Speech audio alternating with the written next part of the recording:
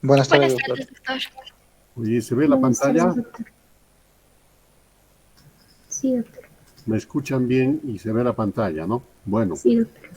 siguiendo el cronograma de clases, pues tenemos que terminar la última parte del escape, que es el canal anal.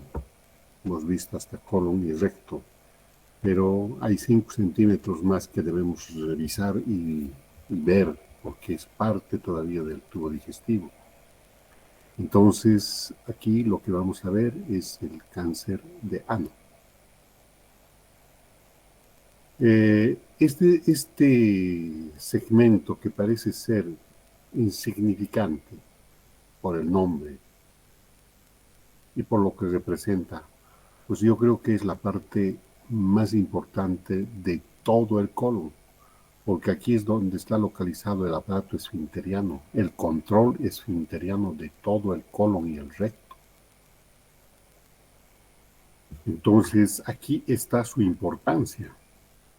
Vamos a repasar un poquito rápidamente la anatomía, sobre todo las partes que nos interesan. El ano no mide más de 5 centímetros, amigos. Es un segmento muy pequeño.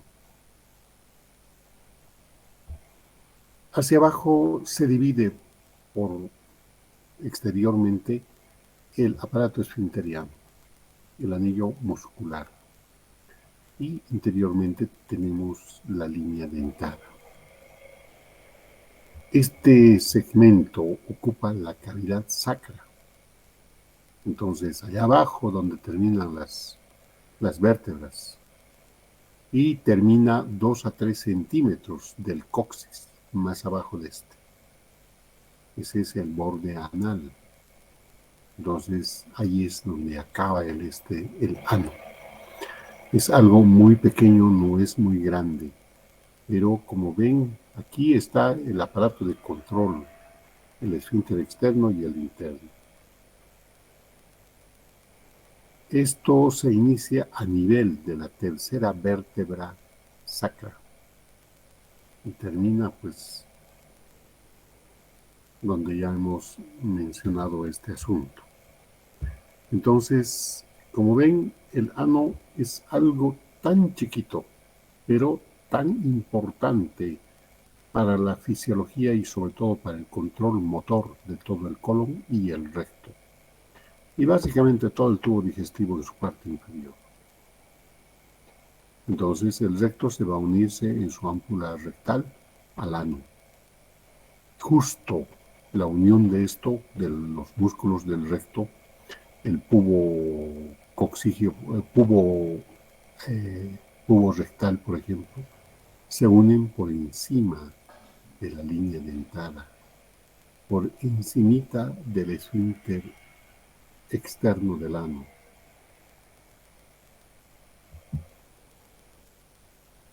Entonces, ese círculo es la unión de los pubos rectales, los músculos del recto con el ano. Aquí es donde se conjuncionan o se continúan. Entonces, la unión anorectal. Aquí podemos ver externamente, pues, el esfínter externo a nivel de la línea dentada, donde termina, o la parte inferior de la línea dentada, pues, está a ese nivel del esfínter interior del ano. Toda esta parte es muy irrigada, muy vascularizada, muy inervada, tanto en el hombre y en la mujer. El perineo anterior y el posterior, pues tal vez el anterior es mucho más que esto, pero esto tampoco deja de ser, es una zona muy, muy inervada. Entonces es muy sensible a los cambios o a las alteraciones que puedan ocurrir aquí. Por eso es que la persona que tiene algo en el ano rápidamente busca ayuda. Entonces, eso es el ano, tan pequeño, pero tan, uno no sabe si decir si es la parte más importante o es la medianamente importante o es que no tiene importancia. Pero aquí está el control esfinteriano, músculo nervioso que controla prácticamente prácticamente todo el colon y el recto. Y por ende, pues todo el tubo digestivo, jóvenes. De ahí su importancia de este segmento tan pequeñito. El conducto anal tiene 3 regiones histológicas.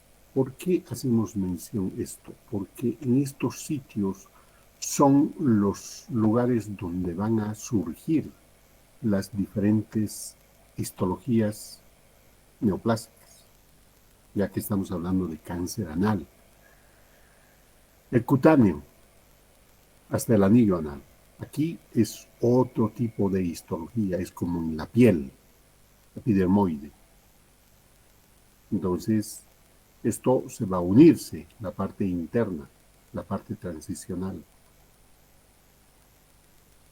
que va a llegar hasta la línea pectínea. La línea pectínea es la parte de la mucosa que está como dentada. Y la mucosa del conducto mismo. Entonces, en estos lugares va a haber predilección en surgir las diferentes neoplasias, tanto en el hombre como en la mujer. No es igual para todos. En el hombre tiene cierta predilección y en la mujer es un poco diferente. Pero no dejan de ser lesiones neoplásicas que afectan y comprometen la salud y la vida de la persona. ¿Por qué? Porque sencillamente pues tiene el control esfinteriano. Si hay una patología que está causando reacción inflamatoria local, automáticamente ese aparato esfinteriano se va a bloquear y va a empezar a tener dificultades la persona. Pues dolor, distensión, falta de eliminación de gases, ese esfínter se cierra de tal magnitud que no se puede relajar. Entonces aumenta más de manera refleja el dolor y la reacción local de la anatomía que está afectada en esta parte. Y por ende, pues el compromiso general del paciente, de la persona, también es muy afectado.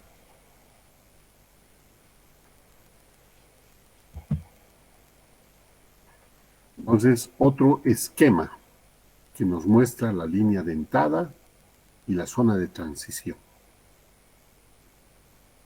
También aquí vemos el canal anal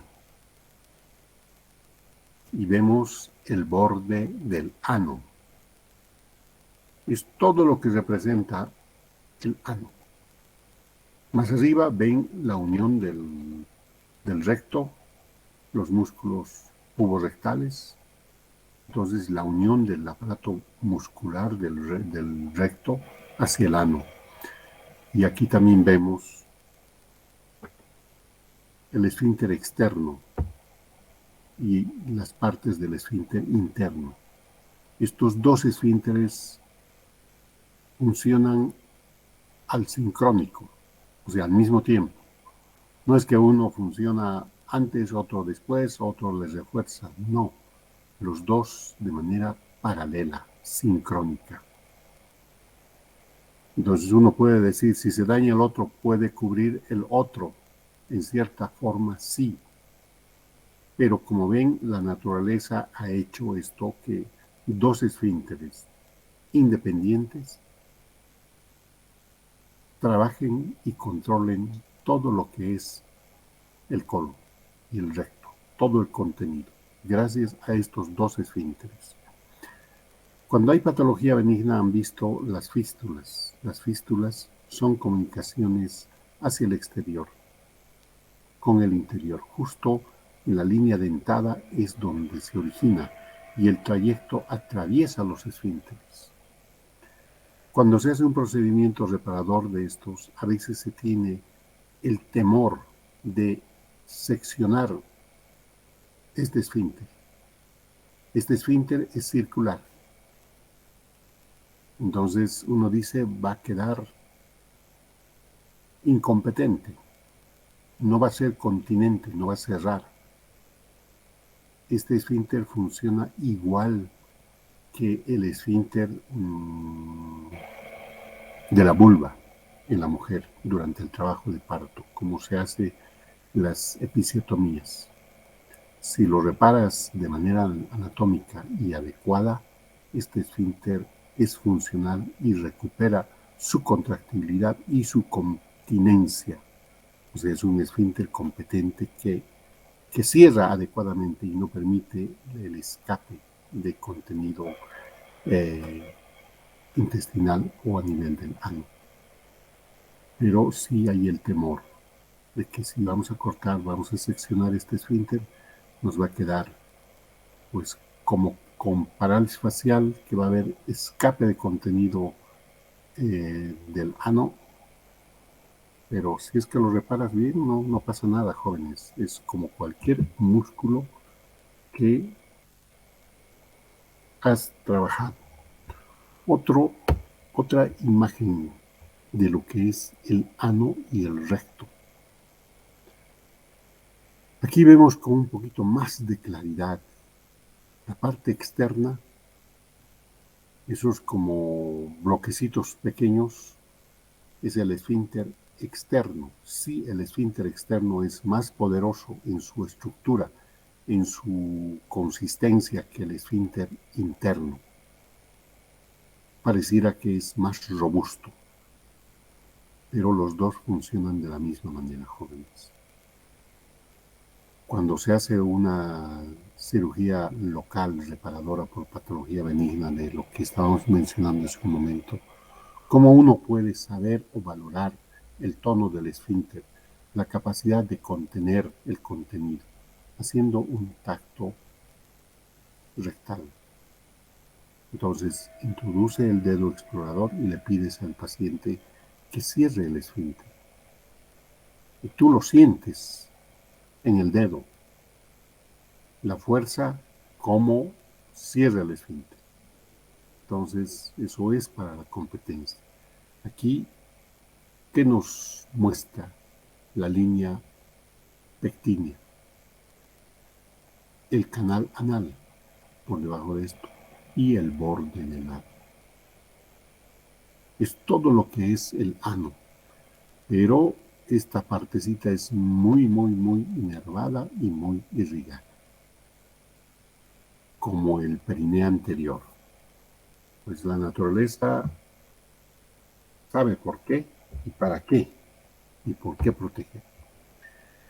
Vamos a referirnos a la irrigación brevemente del ano. La irrigación arterial pues viene por la ilíaca interna. La ilíaca interna, la arteria ilíaca interna, que es rama de la aorta, va a dar la irrigación a todas las vísceras de la pelvis. La ilíaca externa pasa de frente y de largo al canal femoral y ahí sigue su trayecto. Entonces es la ilíaca interna la que va a dar ramos para el ano, los hemorroidales, los pudendos, todos estos. Entonces por ahí le viene por ambos lados, derecho e izquierdo, la irrigación de los segmentos del recto inferior y del ano. Amén de que en la parte de arriba pues le viene del sigmoides, pero ya en la parte de abajo pues los vasos hemorroidales, los pudendos, que tienen una distribución un tanto diferente porque no vienen de un vaso de gran calibre como la arteria sigmoidea o la mesentérica inferior. Aquí pues vienen de la arteria ilíaca interna, pero son ramos finos. En el hombre, en la mujer, van a irrigar todas las vísceras de la pelvis. Y el retorno venoso pues va a ser un poquito similar al arterial, a diferencia de que todos estos vasos tenemos los hemorroidales, los del recto inferior, van a ir a la ilíaca interna, a la vena ilíaca interna. Esta vena pues va a drenar con la unión del otro lado, van a formar la vena cava inferior. La vena cava inferior va a ir directamente hacia los pulmones, hacia arriba, hacia el corazón, para drenar en la aurícula. Pero paralelamente hay otros vasos que van a drenar hacia las sigmoideas y por ende va a ir a la mesentérica. Y estos van a seguir el trayecto de la vena porta hacia el hígado y de ahí por las venas suprahepáticas van a subir hacia arriba a la circulación central. Entonces, el retorno venoso también en esta parte es un poquito, no es reglado, no es aún por una sola vía, tienes por esa vía. De la misma manera, los ganglios linfáticos del ano van a drenar en los ganglios inguinales. Y algunos van a drenar en los ganglios en el mesorrecto o hacia la mesentérica, ya sea del sigmoides o del colon del lado izquierdo. Pero lo principal es hacia los ganglios inguinales, superficiales y profundos. Entonces, eso es más o menos su irrigación. Entonces, ¿esto es para qué? Para planificar nuestro tratamiento. Siempre pensamos, cuando hacemos una de estas revisiones, tenemos que ver lo que va a surgir para el tratamiento. A ver, la epidemiología. No es muy frecuente esta enfermedad. Es el 2% de los cánceres colorectales. Es lo más bajo, no es alto, pero tiene ciertas peculiaridades, ciertas características. La literatura dice 9 por millón de habitantes. Pero dentro de estas personas hay otro grupo que hay que considerarlos, potenciales portadores o predisponibles a esta enfermedad. Por ejemplo, los homosexuales, varones, que no han tenido o que no son portadores del HIV. ¿Cuál es su frecuencia? 35 por 100.000 habitantes. Aquí ya ha cambiado, ya se ha modificado. En términos generales, 9 por 1.000.000 de habitantes. Pero si es que seleccionamos los homosexuales, se ve que es más frecuente, aunque no tengan SIDA, aunque no sean HIV positivos, porque los varones que son homosexuales y son portadores del virus, aquí tenemos 70 por 100.000. Miren cómo se ha duplicado. ¿Será el sexo o es que el estado inmunológico deprimido es el que va a afectar y modificar y aumentar esta frecuencia?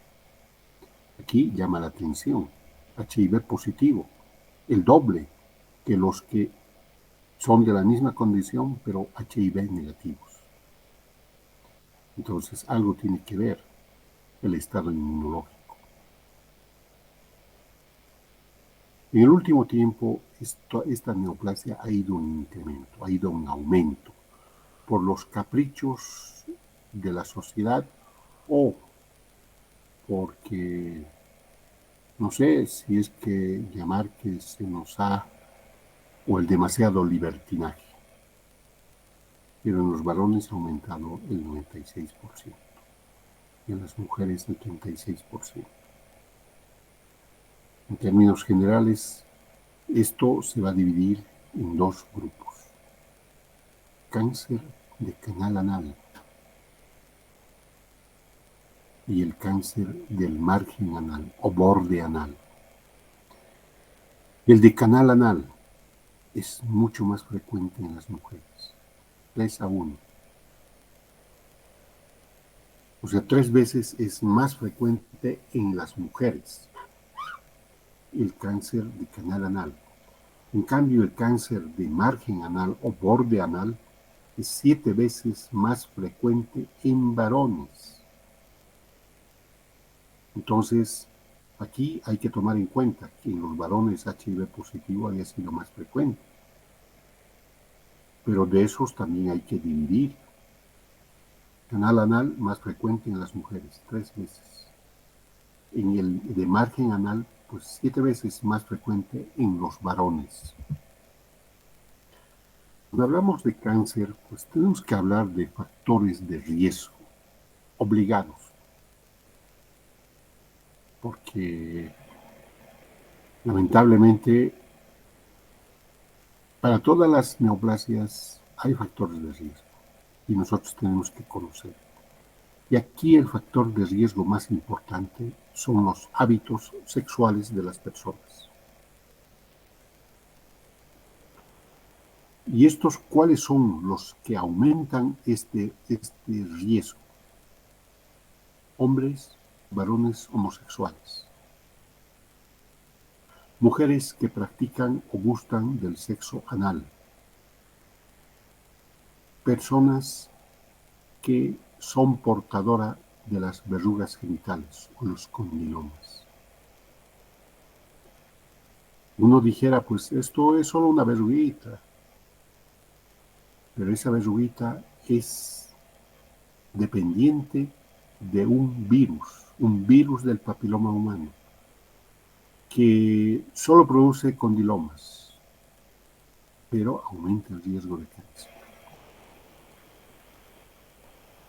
Entonces, si es que hablamos del virus del papiloma humano, tenemos que referirnos a los antecedentes del cáncer de cuello uterino.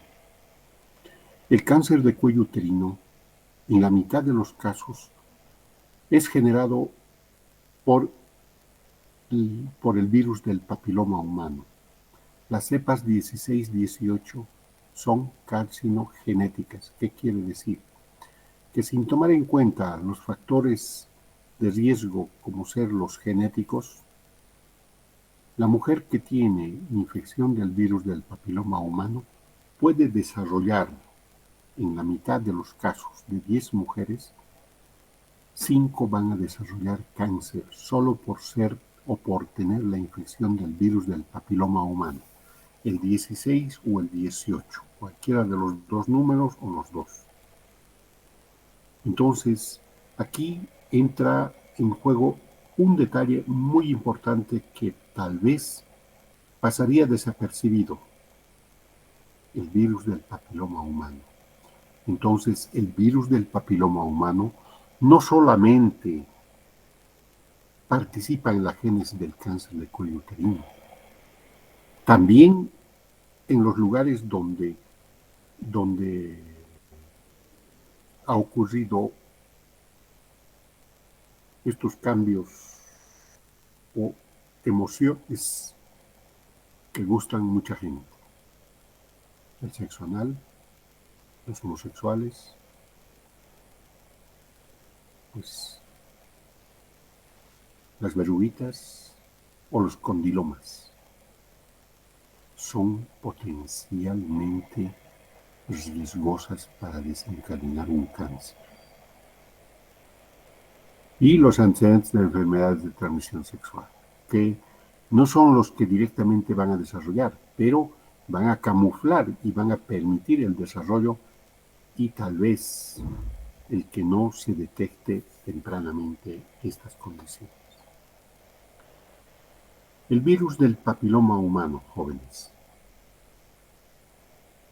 80% de los cánceres de ano. Es alto, demasiado alto. El tipo más frecuente, el 16, la cepa, el que también genera el cáncer de cuello uterino. Entonces, aquí también participa en el cáncer de ano, 75%. El 6, los condilomas; el 11, el 18, el 45%.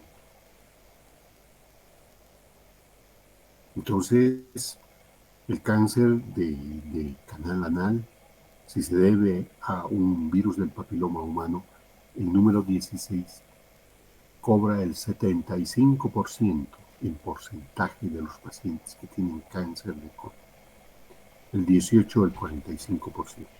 A esto le acompaña el 6 y el 11. Otro de los factores de riesgo, pacientes con HIV positivo, pacientes que se han contagiado con el SIDA, con el virus de la inmunodeficiencia. Entonces son pacientes en los cuales el estado inmunológico está comprometido, está abatido, está alterado, no tiene defensas. Y estas infecciones del virus del papiloma humano pues se hacen más virulentas todavía, se hacen más bravas. O patologías que comprometen el estado inmunológico, como ser la tuberculosis o algunas otras enfermedades crónicas. Se habla del tabaquismo, el pobre tabaquismo se mete a todo, pero no está nada demostrado como ser el tabaquismo en el cáncer de pulmón o de laringe, sí, por la nicotina. Pero por aquí pues es muy poco lo que se va a redistribuir. Pero en términos generales, ¿qué es infecciones virales? El papiloma humano, el virus de la inmunodeficiencia. Entonces, aquí debemos mencionar los tipos histológicos que surgen en el canal anal. El más frecuente es el epidermoide. Es similar a la piel, 85%.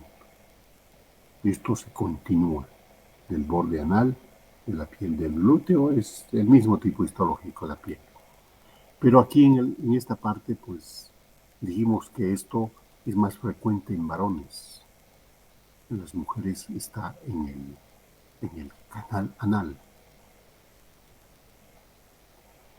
Pero este tipo de cáncer tiene 3 subtipos. El de células escamosas, el de células basales y el mucoepidermoide. Este es una combinación del epidermoide con un glandular que produce moco. También podemos encontrar, aparte del epidermoide, que es en el 85%, el adenocarcinoma.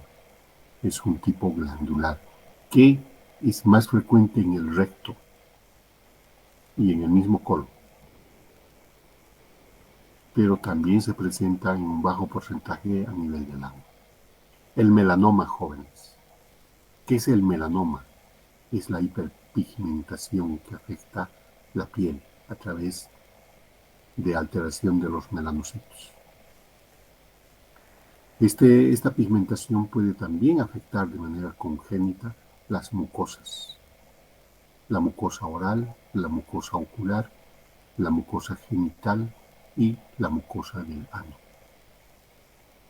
Y esto con el paso del tiempo, pues, no solamente se ha quedado como nevo o alteración hiperpigmentada, también por los traumatismos puede desarrollar y con el tiempo desencadenar en melanoma. Y el melanoma del ano, pues, es de maldito y de tan agresivo como en cualquier parte del cuerpo. Tal vez en esta parte es mucho más porque libremente crece, infiltra, invade, sin que la persona se dé cuenta aún inicio.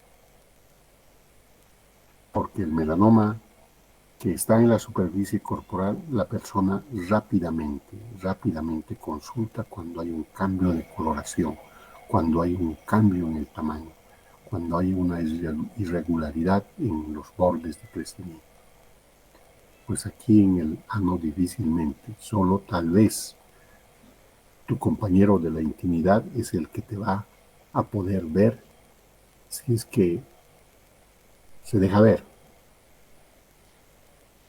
Otra de las patologías que debemos mencionar es el linfoma. El linfoma de tipo MAL, no siempre el linfoma que se origina en ganglio linfático o conducto linfático. Entonces es el linfoma extraganglionar, el linfoma tipo MAL, que también puede afectar y estar presente en el canal anal. Y los tumores GIS. Los tumores GIS, unos dicen que son sarcomas de bajo grado de malignidad. En el último tiempo se está barajando mucho este nombrecito. Pero esto afecta a la serosa. Y en el ano, pues ya prácticamente estamos al margen de la serosa, porque ya no llegamos, no hay recubrimiento de serosa en el ano. Ya tiene una consistencia un poquito diferente. El cáncer de canal anal, el que es más frecuente en las mujeres, tiene preferentemente su vía de diseminación la linfática.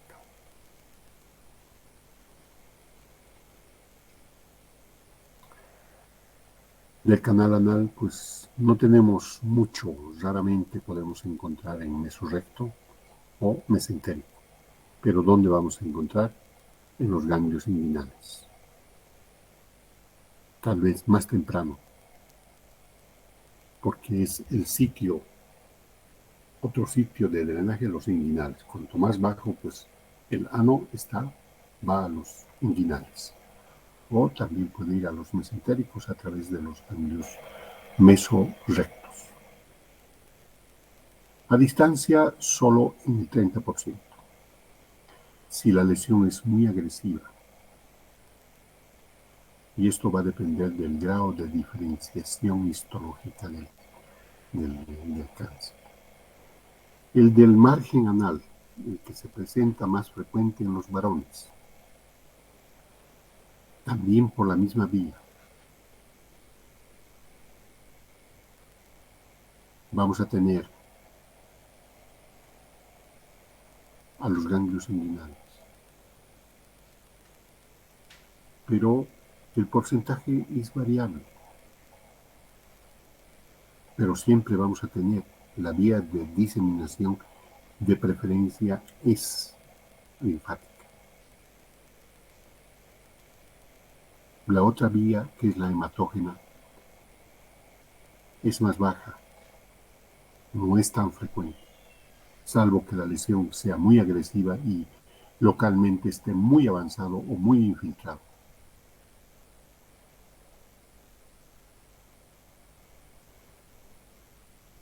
Entonces los del margen anal, una mayoría son bien diferenciados. Al ser bien diferenciados, la evolución es un tanto lenta. Al ser indiferenciados, pues es muy agresiva, es muy violenta.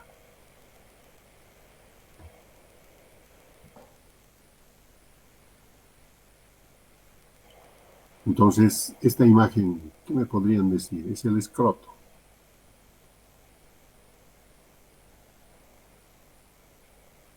No, jóvenes. Esto es otra cosa. Esto es un crecimiento del margen anal, pero invade todo el perine posterior y también se extiende al anterior. Esto es lo que hace las infecciones virales. Esto es lo que te provoca los condilomas, por el virus del papiloma del 2, el 6, el 11.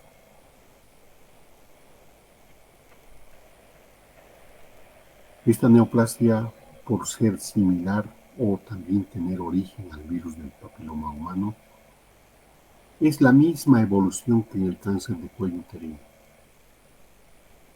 Etapas iniciales se dice NIC1, NIC2, NIC3 y luego el cáncer microinvasor y el invasor o el incito.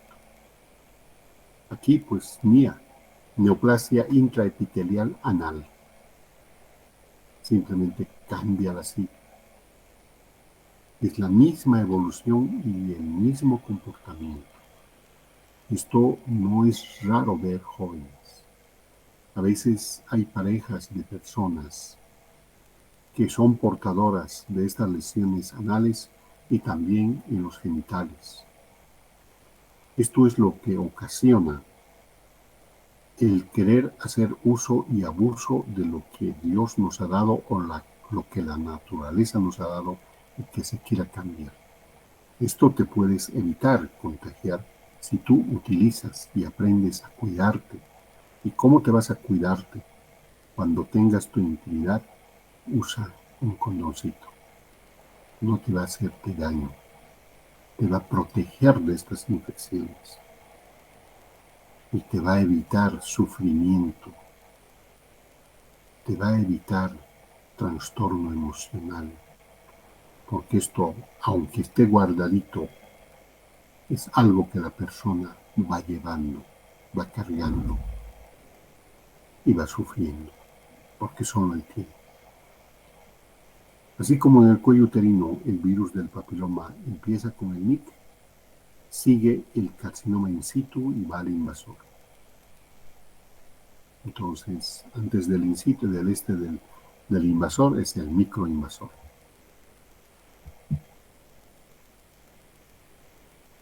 Entonces, jóvenes, más o menos eso es lo que podemos decir en términos generales de lo que es el cáncer de ano. Voy a pedirles un favor, vamos a quedar aquí. Mañana continuaremos con esta partecita de la evaluación, que es muy importante a veces explicar porque tampoco no es complicado, pero es meramente práctico y muy fácil de hacer. El diagnóstico y luego pues después el tratamiento. Entonces les voy a pedir, por favor, vamos a quedar aquí y nos vemos mañana a la misma hora, jóvenes.